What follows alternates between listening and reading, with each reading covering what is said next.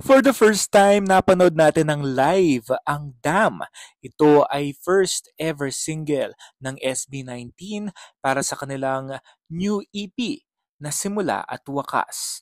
Ito ay napakaganda no dahil first ever talaga nilang itong pinerform pero ang alam ko taping episode ito at parang February pa nila ito tinape dahil sa mga video footages at video clip na in-upload ni Christian Bautista during nung naglilisan yung SB19 sa carrier single ni Christian Bautista na Vertigo. So doon natin nalaman na meron silang ganap sa GMA at ito na nga ang kanilang pinerform live talaga at napakaganda ng performance nila sa All Out Sundays.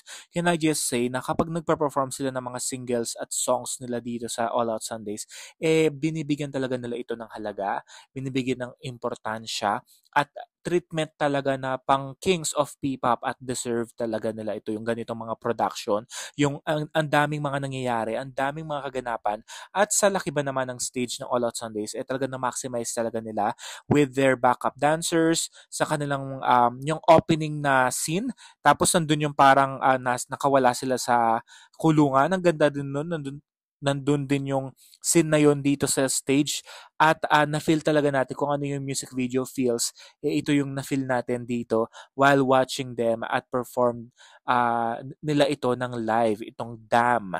Grabe talaga ito. Nung pinapanood ko ito, talagang tingin lang ako, tapos na-amaze ako, tapos konti na lang yung baba ko nganga na no? Kasi nga, ang galing talaga nila, lalong-lalo na yung dance breaks nila. Ang hirap nung step in all fairness. Talagang pero sabay-sabay sila, yung swag, yung dating, yung arte, alam mo yung parang ang galing talaga nila individually. Tas dito pa sa group na pinorform nila to ng Dam, napakaganda. And of course, the lights, the set design, ang ganda talaga ng lights, yung pailaw nila dito sa AOS.